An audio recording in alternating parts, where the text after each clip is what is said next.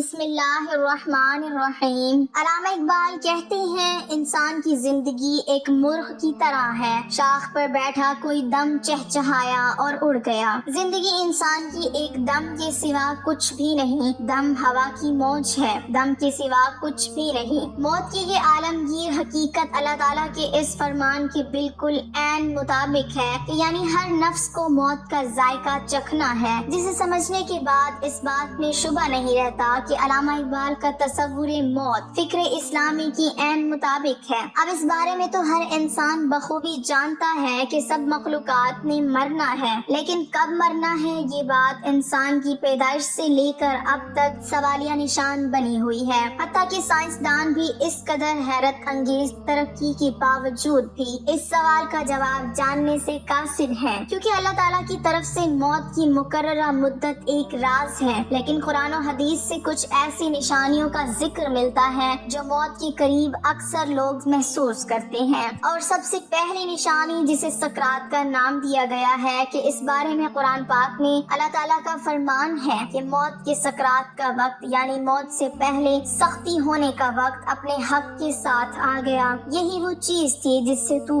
بہت بچتا تھا۔ مفسرین کے قول کے مطابق اگرچہ مومنوں کی سکرات کا عالم کافروں کی نسبت بہت آسان ہے، لیکن کیونکہ انسان کی روح نکلنے کا کام تدریجی صورت میں انجام پاتا ہے، اسی لیے اس میں بہت زیادہ سختی محسوس ہوتی ہے، اور حتیٰ کہ مومنین بھی موت کے وقت سکرات اور اس کی سختی کو محسوس کرتے ہیں۔ اور سب سے بڑھ کر اللہ کے نزدیک مخلوق میں افضل ترین رسول اللہ صلی اللہ علیہ وسلم ہیں، لیکن آپ صلی اللہ علیہ وسلم بھی وفات سے 5 دن پہلے جسم کی حرارت میں شدت کی وجہ سے بے چین رہے، جس کی وجہ سے تکلیف بھی بڑھ گئی اور ساتھ میں غشی بھی طاری ہو گئی، یہاں تک کہ آپ صلی اللہ علیہ وسلم نے فرمایا مجھ پر مختلف کنووں کے مشکیزیں بہاؤ تاکہ میں لوگوں کے پاس جا کر وصیت کر سکوں۔ اس فرمان کی تکمیل کرتے ہوئے آپ صلی اللہ علیہ وسلم کو ایک لگن میں بٹھا دیا گیا اور آپ صلی اللہ علیہ وسلم کے اوپر اتنا پانی ڈالا گیا کہ آپ صلی اللہ علیہ وسلم بس بس کہنے لگے، یہاں تک کہ اپنی عمر مبارک کے آخری لمحے میں اپنے ہاتھ کو پانی میں ڈال دیا اور پھر اسے اپنے چہرے پر ملتے اور لا الہ الا اللہ کہتے، پھر فرماتے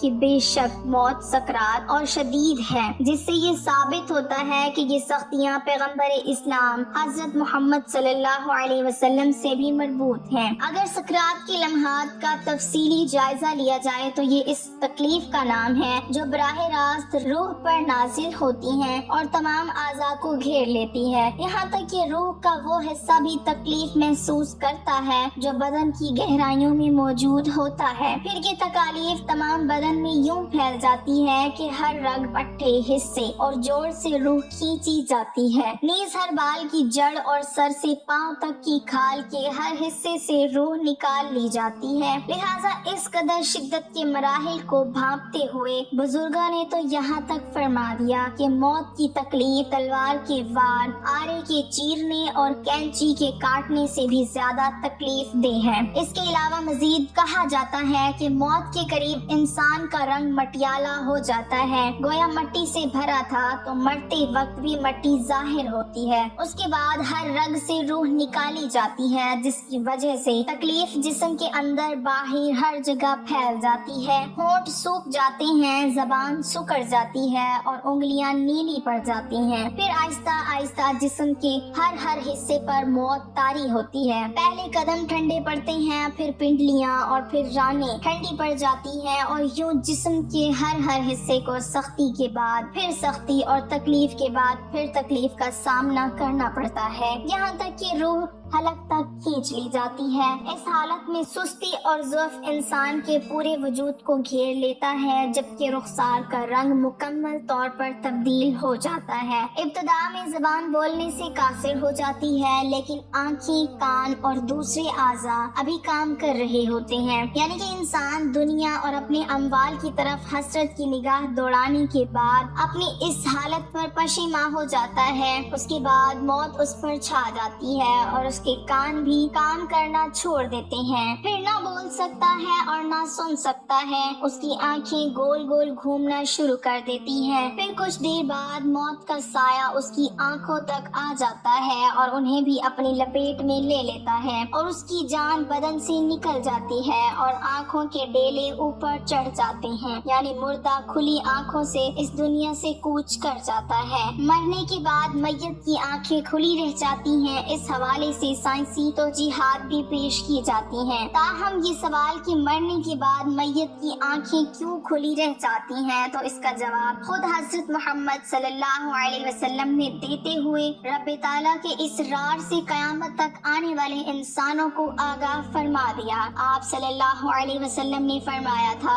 کہ جب کوئی فوت ہوتا ہے اس کی آنکھیں ایک ایسا منظر دیکھ رہی ہوتی ہیں جو زندوں کو نظر نہیں آتا، جبکہ احادیث کی مستند کتابوں ابو مسلم اور ابن ماجہ کی روایت کے مطابق جب صحابی رسول حضرت ابو سلمہ رضی اللہ تعالی عنہ کا آخری وقت آیا تو رسول کریم صلی اللہ علیہ وسلم ان کی عیادت کے لیے تشریف لائے۔ وہ اس وقت نزع کے عالم میں تھے، گھر میں افسردگی کا ماحول تھا اور گھر کے ایک گوشے میں خواتین رو رہی تھیں۔ اس موقع پر آپ صلی اللہ علیہ وسلم نے فرمایا کہ جب میت کی جان نکل رہی ہوتی ہے تو اس کی نگاہیں پرواز کرنے والی روح کا پیچھا کرتی ہیں، لہٰذا تم دیکھتے نہیں کہ آدمی مر جاتا ہے تو اس کی آنکھیں کھلی رہ جاتی ہیں۔ یہ وہ وقت ہوتا ہے جب موت کا فرشتہ سامنے کھڑا ہوتا ہے، لہٰذا مرنے والے کی امیدیں دنیا اور دنیا والوں سے ختم ہو جاتی ہیں، جبکہ توبہ کا دروازہ کچھ ہی دیر پہلے بند ہو جاتا ہے۔ پھر حسرت اور ندامت اسے چاروں جانب سے گھیر لیتی ہے، لہٰذا قرآن و حدیث کے مطابق سے یہ بات سامنے